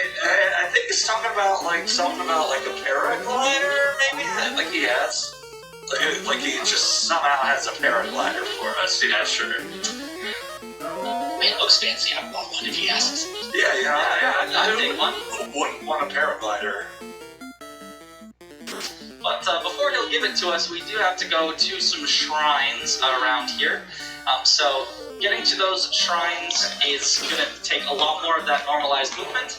One last bit of XP getting come up as he heads towards fricked over, huh? shrine is if you get to a wall and you climb on it, it's going to sort of orient your camera in that way, so you know exactly what direction your camera is in. So as he heads over here... So you'll also notice that Bubsy has swung his axe there and was able to turn himself while swinging the axe. This is another part of his normalized movement. When he turns himself that way, he's able to set himself up for specific 90-degree turns that will help him get himself oriented in the way that he wants to go before you just start zooming off. Yeah, there's nothing there. Absolutely. You would think that you could just press left and then, center the camera. Turns out that's actually not very consistent, but doing those weapon swings to the left is very consistent. So here's the wall, as I was talking about. It puts his camera exactly in the direction of the wall, so he knows exactly where he is here. Let's see another instance of that quick 90-degree turn. Now he's using our Z targeting to set his speed up and make sure that he hits the wall in a certain way that doesn't mess with his camera. And now we have excellent. Our first shrine. Yes. So in these shrines, he's going to start out by holding exactly forward left, and that should get him directly to the Sheikah Slate, but if it doesn't, it's not a big deal. He can back that up. Also, all of these shrines always save exactly as you enter them, so if you needed to redo the shrine from the beginning, it is no big deal whatsoever. Yep. And now here we are getting our remote bombs. This, we'll say, blows this game wide open. It sure especially with the tech that we have for Breath of the Wild. Yeah, you will see the bombs are not just used for their intended purposes, but also for a little bit of speed tactics that'll come in a little bit later, especially in the wind bomb, the showcase that we have. If we meet that incentive. What the fuck? Actually, I think we already did, didn't we? Oh, We did. hello, bitch. We will see You that think they later. could have just floated away from him? So, actually, I have an update on those incentives. Not only have we met the Cryonis Wind Bomb incentive and the BLSS Showcase, we just met the Baron of Shell Fly Me to the Stars bonus. Alright, so here Bubsy is listening for the sound of the platform. Oh! And he has blown himself up. However, you can take out the Sheikah scope and then Link will be facing exactly forward from where the camera was. So even though he got blown up and Link's body went all over the place, as long as he didn't target and he just pulled out the Sheikah scope, he's right back to where he was before. He is trying to find exactly his position here. He doesn't seem super confident with it, so this seems like a I'll double difficult tap you backup just here. to be sure. Hopefully he can find it. He's trying to listen for something in particular. Yeah. He's just gonna start the shrine over. So if you save and load on a file, it brings you back to the start. He knows where he is. He knows where the cycle of that platform is. So it should be much easier to back it up from here.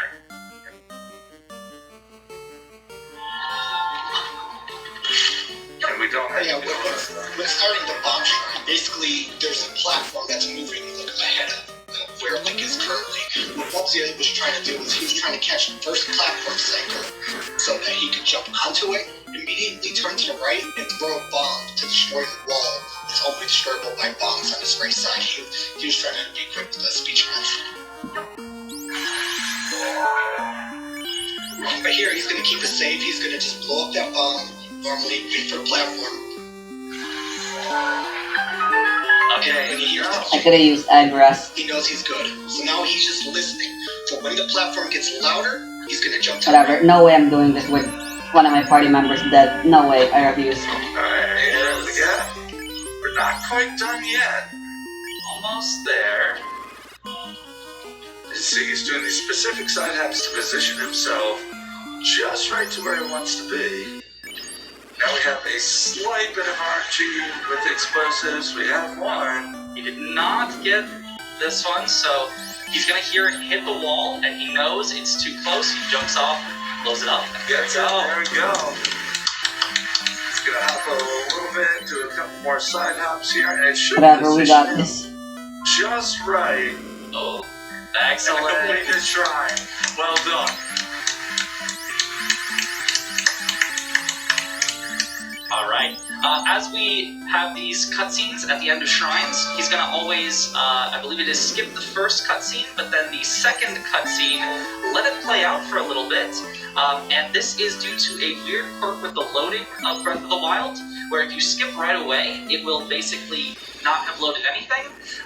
But if you give it a little bit of time, it will preload, coming back out into the map a bit, and it's actually faster to let it preload in the cutscene, as opposed to Sup, bitches? just skipping and having it just load Oh, I starting need to- from the very beginning. And now Urbana's gonna come and talk to us a little bit more. We're gonna bug him and be like, hey, why don't you give us our paraglider? I don't think he's gonna do it just yet. He's like, you did what I asked you to do, but could you do it again? Yeah. And again, and again? Just 3 more times, just a couple more. It's 3 more, it's fine. We can do 3 more. You know, I can't speak most of this, but I did see a 3 there. Somewhere in the text, I swear there was a 3. Oh, there's undead. I don't really know much French, so I In can't here? really say. Unfortunate. Alright, maybe Bubsy can tell us. No, I think he's busy. He might be busy. I don't think the old man takes too kindly to us swinging an axe around him, though. Alright. So here, he is again counting sort of these hops and making sure he's at a specific position. Please. Thank you. This is going to be another fairly long section of running to the next spot, but He's got pretty normalized movement, and hopefully he should end up exactly where he wants on this wall here. And he's running right towards. He's a tiny bit to the left, but because of where he's going, he's trying to get into this little corner here, which is going to stop him immediately. That's going to tell him exactly where he is.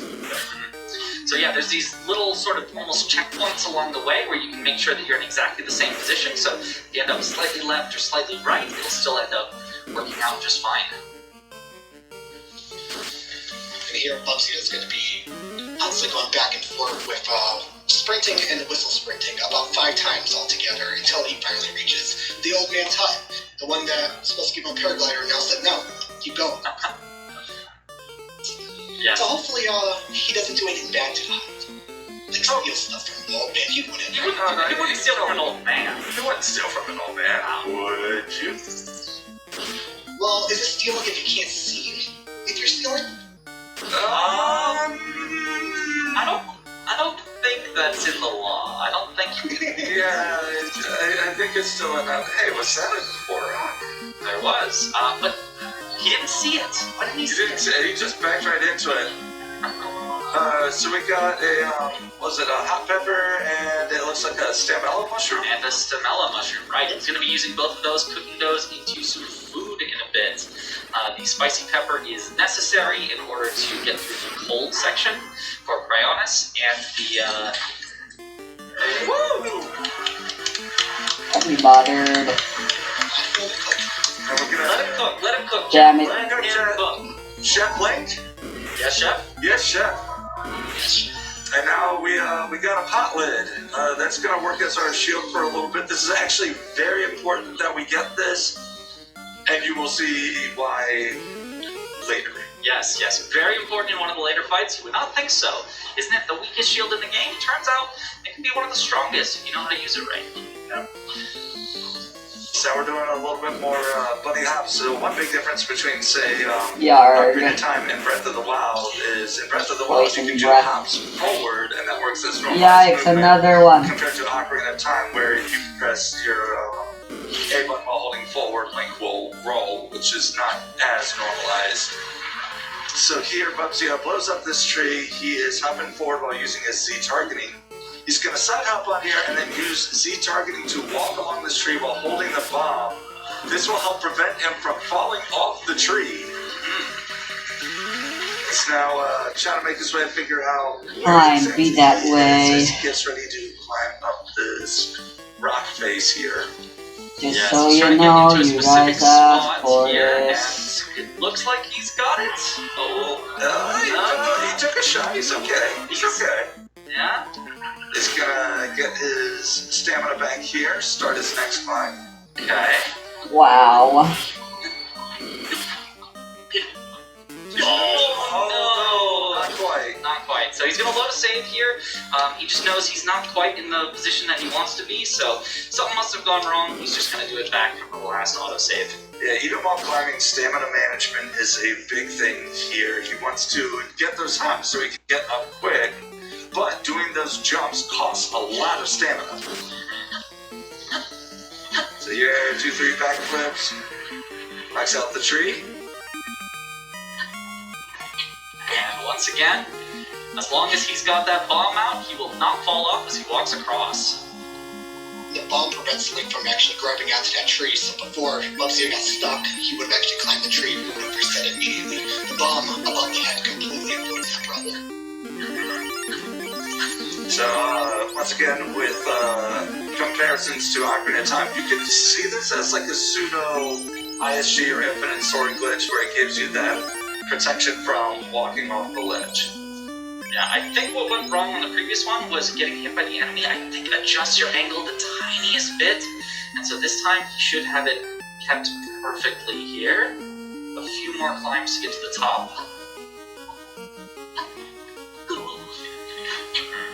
Alright, he finds himself back on the platform just as he runs out of stamina. He could have grabbed that mushroom to confirm his position, but he's done this so much that he's confident. He knows. Good. Alright, makes it up another one. We are almost at the top.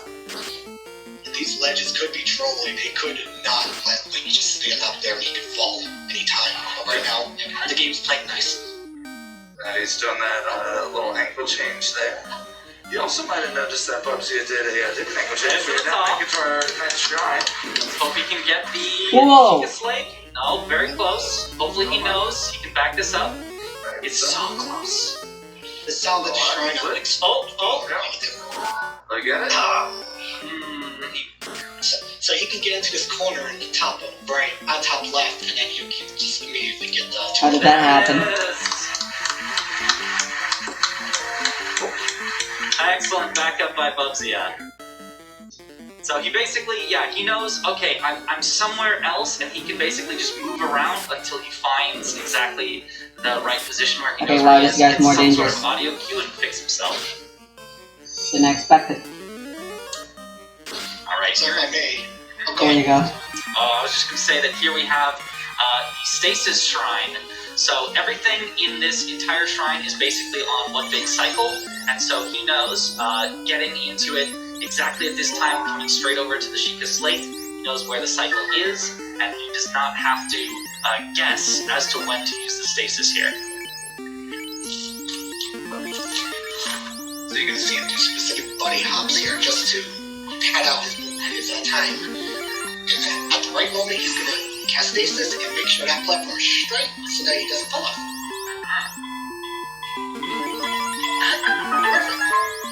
Alright, now as he wants to use stasis on this rolling ball here, you're going to start to see some camera manipulations. You have to be facing at it in order to be able to use stasis. So he's going to be using a scope cancel, which is basically using the scope and then putting out, and that moves the camera up a little bit. Just almost the right amount in order to get the ball there. He might do a couple of them. Yep, 2, and perfect stasis. Big timing.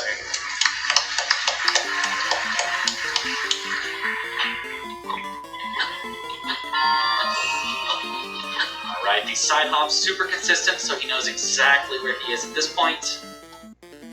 Just has to be a little careful not to walk off the edge. Just gonna do one swing here, hop to cancel, get rid of the stasis, bye-bye, boulder. Count those hops, and done.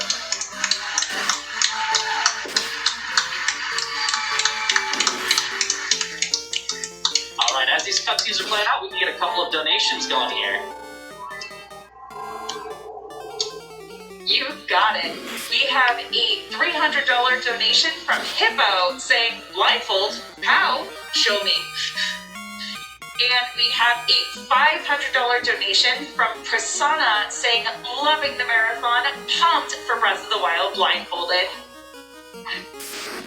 Alright, as he's back out here, we are now heading off to the third shrine here that we're heading to. And I believe this is now the Cryonis shrine we're heading to. Is that right, Saber? That is correct. Okay, this is where we got the very important spicy pepper for, because it is cold. Very cold once we get to the top here. Yeah, we need that pepper because we do not have the clothing that resists the colder temperatures. So as you can see, the little frost there, it's unbearably cold. So after a set amount of time, if you don't have something to make the cold more bearable, Link will start taking damage as we see here. Now the food that he cooked will also restore a heart, and so he knows that he is good to do a bit of movement first, then he can use the food. It will restore the heart as well as give him that cold resistance, and he should be fine to make it all the way to the shrine. This is a very scary part.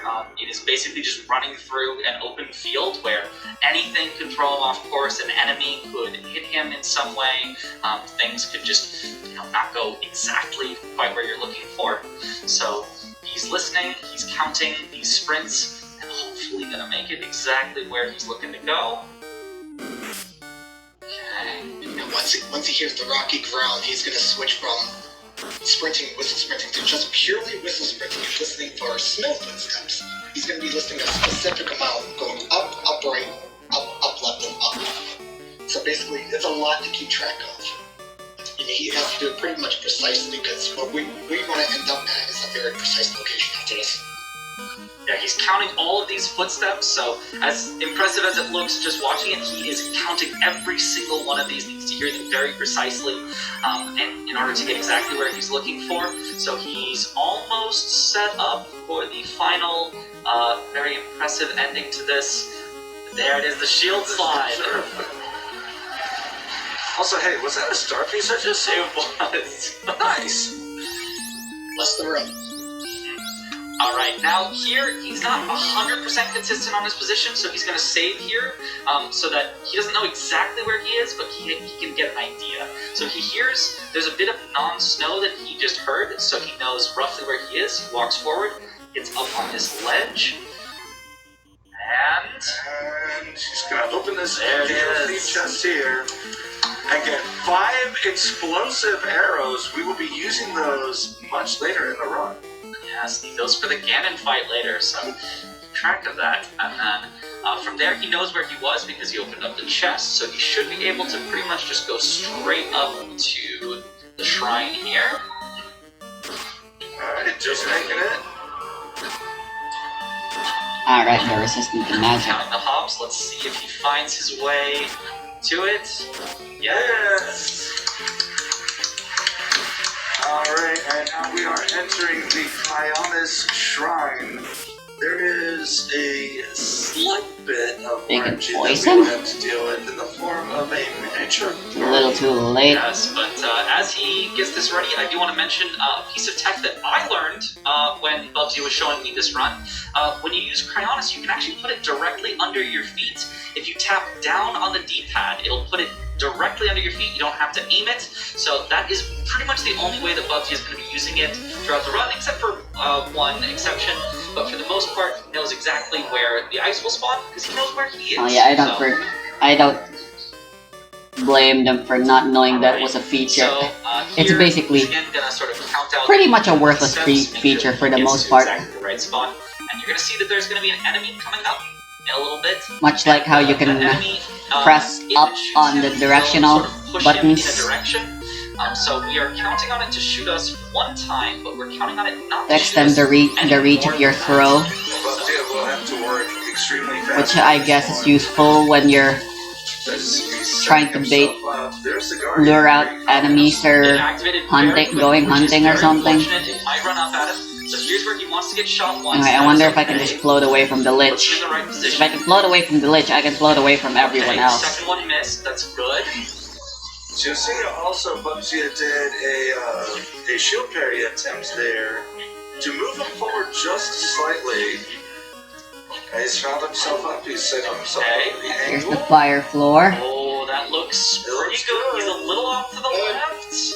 And he should It's pretty long. Yes, He has excellent. completed the shrine. So those little stairs at the top of the shrine have a slight hitbox that extends a little bit out. So sometimes you can get caught on the corner of those stairs and get stuck there. And Bubsy would have to kind of feel his way through to get it to a point where he can move forward and then reach the wall of the shrine there. Yes, that ending. There's some treasure, but looks like, just I don't press think forward and you get there, anything but inside sometimes any there's a treasure is little worth it. adjustment that is needed. In this case, luckily, I'll no adjustment just see if needed, I can not run right away. there. Now that we've got 3 of the shrines, he's actually just going to warp back to the tower. There it is. There you go. Oh, he wasn't sure. He's just going to do it again. No worries. Okay. And he's going to be doing the fall damage cancel once again to get down to the bottom. Alright, and as this is happening, we can probably get time for maybe 1 or 2 donations. And who are we fighting anyway?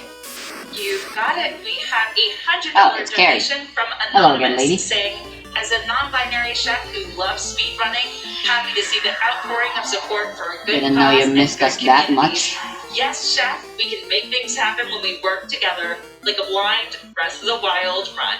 Trans rights, let's go! So Bubsy knows that he got to the right place because he heard the old man kind of go, oh, oh, like he's back. Back from my paraglider, I see. And now we're going to make our way to our last shrine, the Magnesis Shrine. And to get there, here's where he's going to do the Cryonis, where he's not doing it under his feet, but instead he's going to do it just sort of looking down a bit. And you might say, isn't that very inconsistent? Well, yes, it absolutely is. But can I just Geostorm and beat the final boss that way? And so he knows That'd be awesome. it ended up being, and he's got a setup for every single position it could be in. Wild to me, but here he knows that he can do this, and get right to the wall. Just doing a slight slow climb here to make sure that he has enough stamina to get to the top. Where am I now? Himself on that corner, gonna do that's the flower floor. I'm guessing next is the water floor. For the shrine. Couple enemies. Yep, looks like it. But he gets it. Gonna walk right in. We don't need to worry about those enemies. They're not a problem. Alright, so with our final shrine here, you might be wondering, well, this shrine was really close to the tower. Why didn't Bubsy do it first? Well, he's actually going to use some of the other skills, the other abilities that we've got in this shrine to make it a little faster, make it a little easier and more consistent. So we're going to see that instead of Magnesis, which tends to be very inconsistent, the camera moves around a whole lot as you're doing it, he's going to tend to prefer more of Stasis and Bombs to get through this instead. Or sorry, Cryonis as well. He's gonna use that to sort of lift himself up out of some water later as well. This is the only time in the whole entire run that you'll see him use Magnesis, and it's only one time. One time. Or underneath his feet. After that, no circles. Alright.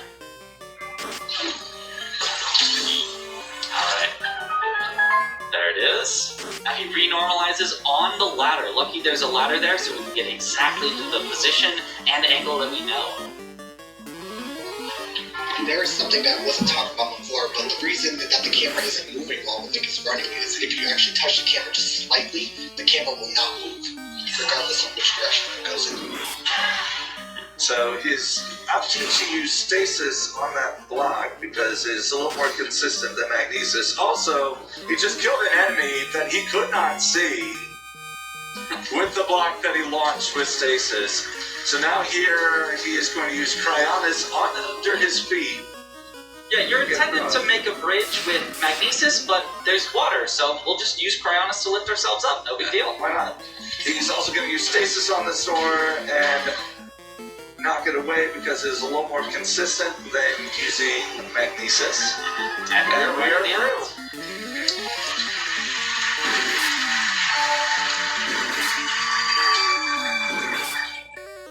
Alright, with those four, now all that is left is to actually go and get the paraglider from the Temple of Time there. So now we just have to sort of warp back and get our normalized movement in there. So while there is some interesting movement that's going on here, I do think that probably this movement section we could get a couple of donations. Oh, you've got it. I have a $100 donation from Night Hylian saying, I always watch the streams with my best friend for me and them, and I love them.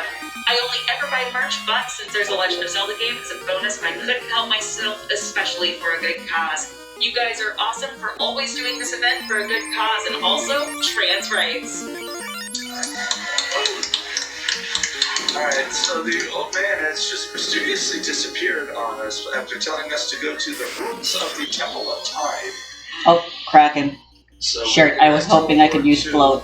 The shrines. Yes, it's actually not the tower. The tower could work to get us there, but one of the shrines ends up being just a little bit faster here. And I believe this is the bomb shrine, is it not, Saber? That is correct. Excellent. And our old friend the Skull Goblin is going to show up here, so Bubsy's going to Oh. he'll present and then run away as quickly as possible. Yep, this is exactly why I can't even aggress anymore. The enemies do not catch up to him. So the other enemies that could appear are Trokeys over here, so he's hoping they don't appear as well. Right, so you see a little bit, Bubsy did a hop and a turn.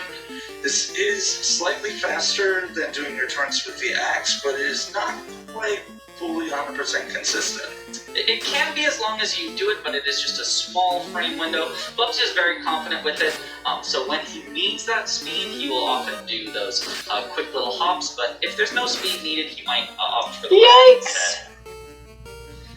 Yeah, the reason for the speed is if he goes too slow, he might actually end up targeting one of those enemies that he just blew up, and he would have to reset back at the bomb shrine. So with the setup that Bubsy came up with from the bomb shrine, we actually should be able to hit the ladder either perfectly or a little bit to the left. It's a little to the left, but he should know that because he started climbing. There, he's got it. So as soon as he found out or figured out that he was a little left, he was able to jump to the right and immediately magnet latch onto the ladder. Now he's doing these specific hops to get himself up top. He's on the top. Yeah, I'm gonna run out of healing. Turning himself around, and hey, is that the old man? How'd he get up there? He's glowing. And 99 healing isn't actually It's enough. very weird why he's glowing like that. He's got flames around him. And cutscenes. Something's going on here. Something's going on here. Which I didn't mean to. It's Dang the it. King of Hyrule. Of course. Oh well, I don't think it matters. I hope He did. it doesn't. He died and was king. Okay. Anyway, Well, now we this have is our taking to be paraglider. too long, but And now we can next get on part's this definitely one. gonna be the last part. Look forward to it.